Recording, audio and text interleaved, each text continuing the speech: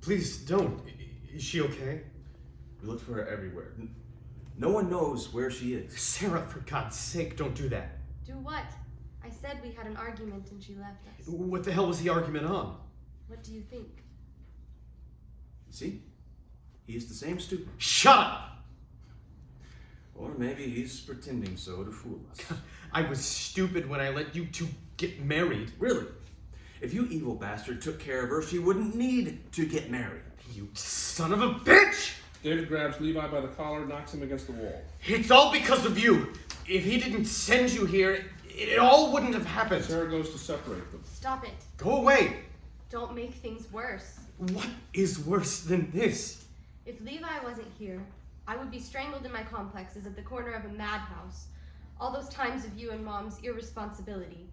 But she only cared about you, and you were on your way having fun with your spiritual stuff. You hate me from the beginning. When I had all people's attention, you would be angry.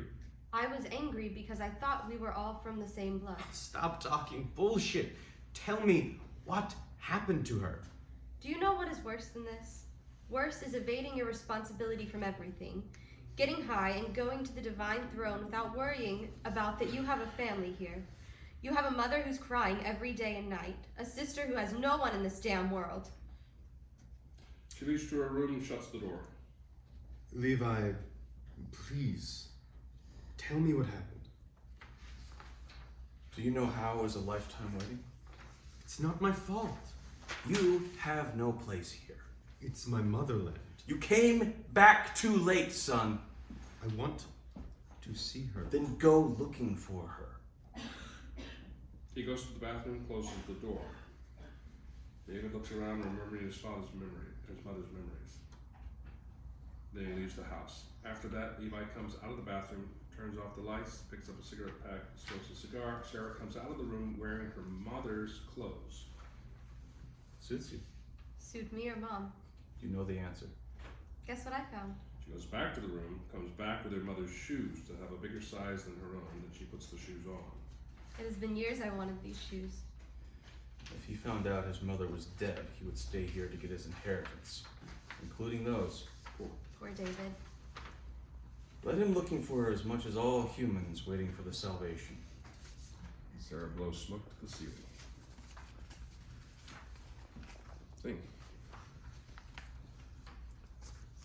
See, that's a situation where all you need is someone to come in and say, are they Americans? What country are they from? If they're from a certain country, make that clear. We'll play, and really, ideal circumstance, hire actors who are from that country. There's a sad old cliche that goes back, way back, that all Chinese actors had to speak pidgin English. Hello, you, yes, I very, and as far back as the 30s, recently I saw a Jimmy Cagney movie where there was a character, and he was a very recognizable Chinese American actor. You know, I think he played in Kung Fu. I think he played the master in Kung Fu, and he was Key Luke, I think is the actor's name is. And they actually have a bit where he suddenly starts speaking natural English, and he's actually, and this is in the 30s, and he's like going to Jimmy Cagney. He's like, yeah, I have to talk that way because that's all you people understand is that we talk that way. And Jimmy Cagney's like, well, you don't have to talk that way around me. I appreciate that. You know. And back in the 30s, they were acknowledging that. You could hire, there's a very delicate line you have to play with that, though, that it doesn't become too insulting. And there would be certain people that would look at those lines that way and go, that's insulting. To me, to my heritage, that's insulting. At which point, get out of their way and make them, let them make it work in a way that's not insulting for them. You're still telling the same story. Actors, Harrison Ford said this great thing. He said, actors are assistant storytellers. We all want to serve the script. We really do. Just right now with this one, you guys didn't blink. You just tried to make the damn thing work. It was, it was hard. It was murderous sometimes, but you tried to make it work with no apologies. You can't turn and go, well, I didn't write this. I'm sorry. this is crappy dialogue, but I gotta say, you can't do that as an actor. You have to try and make it work as best you can. You can make suggestions, and please be open to the actor's suggestions, even if it's one word. Be open to the actor's suggestions, but they're not doing it to try and sabotage the script. They're doing it to try and help make it better. They're the advocate for their character, and they're trying to make their character the best it can be. And, if the writer feels like you're sabotaging the script, then you can't be that insecure about it. You can't be. And they're not. Wouldn't you all say that every script you did, every role you did, every character you played that you were able to play, your first thought when you read it was, how can I be this character? The one that's on the page, not the one I'm just making up the moment I start looking at the page, but the one that's on the page. How can I make this character work? Wouldn't you say that? Yeah. So when, there were struggles with it, did it undermine your belief in the character? If there's a line that you didn't like, did that mean like I hate my character now? No. How did you feel about it? Just do your best with it. How do I move to? You were saying that earlier. You said, how do I move this to that to the other place? Why did you want to move lines or portions of lines? Just because it doesn't make any sense the way it was written. Just make any sense for the character or the story? The story, and the character was, in this particular perspective, just English. It was bastard evil, and then evil bastard, which I think is just a language transposition thing. Yeah. But you weren't going, this is a stupid character. Yeah, no. You just try to do it justice. Yeah. I mean, you both tried to do the woman justice, and I just wanted it in a different way. That's the other thing that actors have to deal with and have to understand that when a director gives you a redirect, or even if you don't get cast in a role and someone else gets cast in the role, the actor has a really hard time with this, but what ultimately the actor has to understand is who's the best for that role. Mm-hmm. And you're an equally good actor, it's just that this other good actor fits the role better. And you can tell an actor that, but it takes a long time for them to really believe it, because there's always this sense of failure. I didn't get cast in this. What was wrong with me? And it's like, ultimately, there's nothing wrong with you. It was, they wanted someone younger, they wanted someone older, they wanted someone that fit, that could play someone's mother, or someone's father, or someone's daughter, or someone's son, because they looked like they were related. All those things like that, but the actors take it personally. So you give them a script, and you're like, I saw it from all of you guys, you're like, you got the script, and you're like going, I'm gonna make this work, okay? I'm gonna make this work. You were very brave in the way you stepped aside for Sarah on that one, but I know it was hard. I know that was hard, and I did not like doing that. And that's what actors are like. They're not trying, if you get an actor who's an egotist, you've also got a bad actor. Probably should have hired them because they're a bad actor. The ego is just a bonus, an extra bonus. They suck in their assholes. This is awesome. Yeah. But that's not typical. It's not nearly as typical as you think it is. And sometimes an actor will behave a certain way because they're insecure, because underneath they do feel like I failed. You think I'm failing here, and so they get defensive about it, and you just need to make it clear that this has nothing to do with your worth. This has to do with who I've got to plug into this role. Okay? Yeah. Just can I say something to Muhammad or Roland? Is Muhammad still here? He goes by Baset, actually, so it's just, Baset. Baset? Yeah. Okay. Sorry, I got Yeah, just one thing, if it's, I feel like there's a really good story here. If you are wanting to make this for an English speaking audience, my advice would be to get a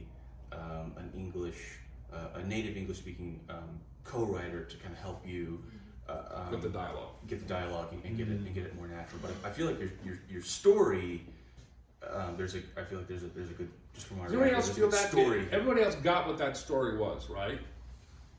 And what'd you think of the story? It's a good story? So basically, this is the husband of the mother, the father, and the other daughter are Yeah. basically hiding the fact that the mother is dead from the son. Yeah. Did you get why? He wants. They don't want him to get his inheritance because he left. He's out of the family. He came back too late. Why don't He you doesn't deserve why the don't you just inheritance. tell him that?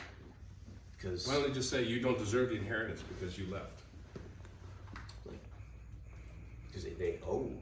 I think it would it'd be too much trouble, you know, because they would have to go through owing his inheritance. I don't know exactly how it works in Iran culture of what That's the crucial. legal battle is. I would just hit on the crucial element. There's something about the Iranian culture that maybe we don't understand, that we can't find in the script as it is at present, that if we saw it, when we saw it, would be part of the revelation of the whole story.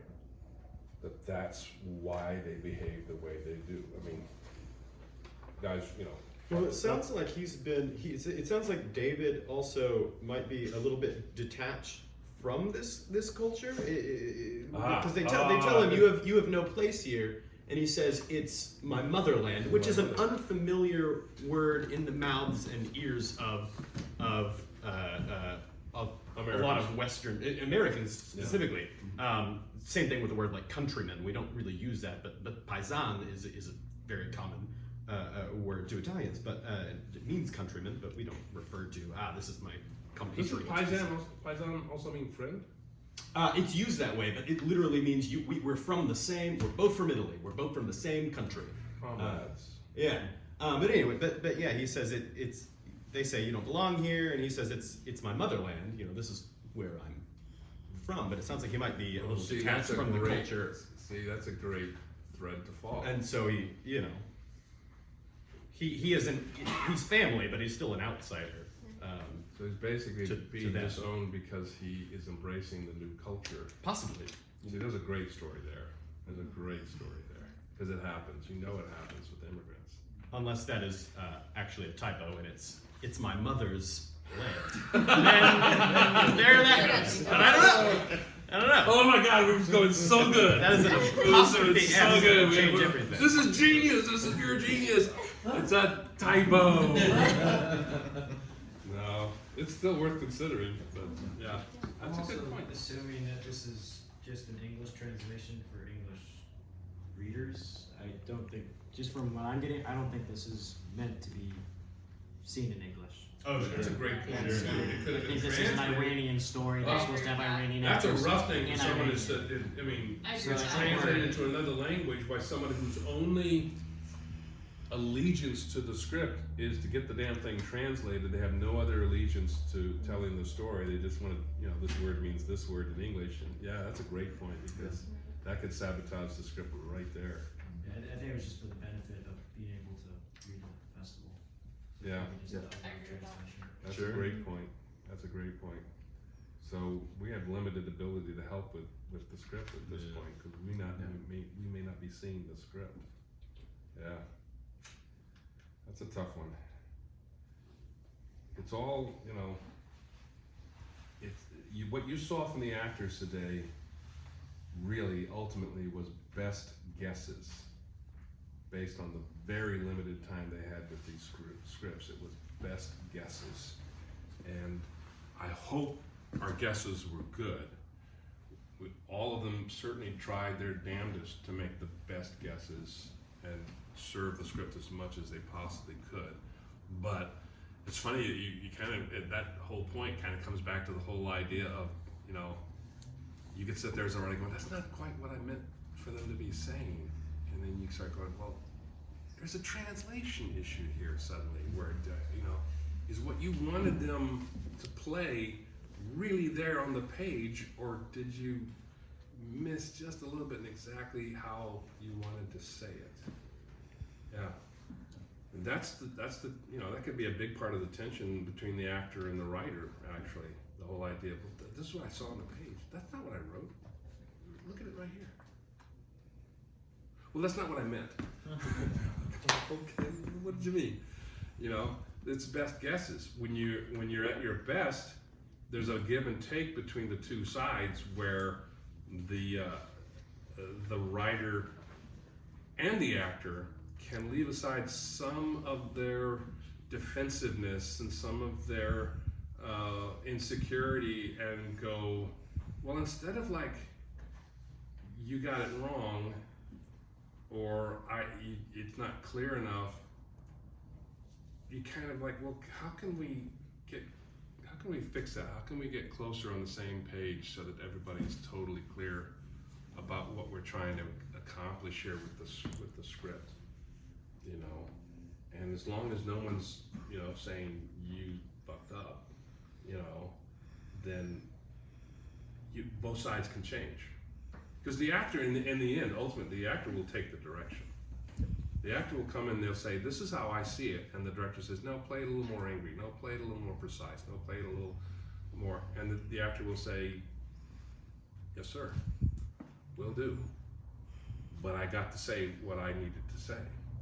You know, and the actor should never feel guilty about that or feel like they don't have permission to do that. That's a bad work environment where the actor has no permission to say anything. Bad work environment. But it's still the director, and if the writer is the director, they have the ultimate say. Actors understand that. Actors absolutely understand that. The director has the final say, and we will do our damnedest to achieve it for you.